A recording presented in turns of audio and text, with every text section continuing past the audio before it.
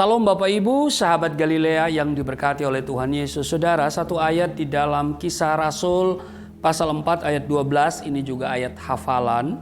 Dan keselamatan tidak ada di dalam siapapun juga selain di dalam Dia, sebab di bawah kolong langit ini tidak ada nama lain yang diberikan kepada manusia yang olehnya kita dapat diselamatkan. Saudara, keselamatan merupakan hal yang sangat prioritas bagi setiap manusia. Itulah sebabnya berbagai cara dilakukan guna mendapatkan keselamatan tersebut. Tentu setiap umat beragama percaya manusia satu-satunya makhluk ciptaan yang mulia, diciptakan dengan sempurna oleh Allah sendiri. Tetapi manusia juga merupakan makhluk yang lemah akan dosa.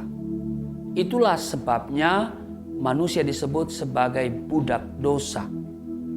Firman Tuhan berkata, dari hati orang timbul segala pikiran jahat, percabulan, pencurian, pembunuhan, perzinahan, keserakahan, kejahatan, kelicikan, hawa nafsu, iri hati, hujat, kesombongan, kebebalan.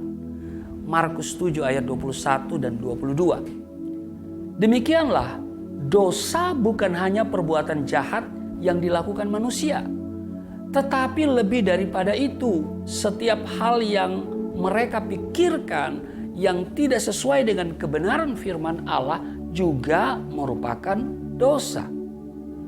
Manusia yang telah menjadi budak dosa jelas tidak mampu melepaskan diri dari ikatan tersebut. Sebesar apapun usaha yang mereka lakukan, mereka akan tetap kembali jatuh dalam kubangan dosa. Untuk itu, manusia memerlukan satu pribadi yang dapat menolong mereka terlepas dari ikatan dosa yang membelenggu mereka dan memberikan tiket keselamatan ke surga. Pribadi dari surga datang memberi tiket keselamatan ke surga. Dialah Yesus Kristus, Isa Almasih yang berkata, "Akulah jalan, kebenaran, dan hidup. Tidak ada seorang pun yang datang kepada Bapa kalau tidak melalui aku." Yohanes 14 ayat yang ke-6.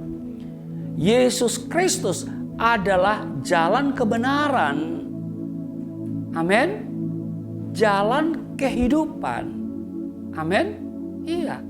Dia adalah jalan kebenaran dan kehidupan. Apa artinya? Artinya bahwa Yesus Kristus adalah jalan kebenaran Allah dan hidup kekal. Maka seseorang yang menerimanya berarti menerima kebenaran Allah dan menerima hidup kekal. Amin. Yesus Kristus juga satu-satunya pribadi yang dapat memberikan tiket keselamatan bagi siapa saja yang menginginkannya. Amin. Dalam Roma pasalnya yang ke-9 ayatnya yang ke-10 berkata begini saudara, di ayat 10 di pasalnya yang pasal 10 ayat 9 ya.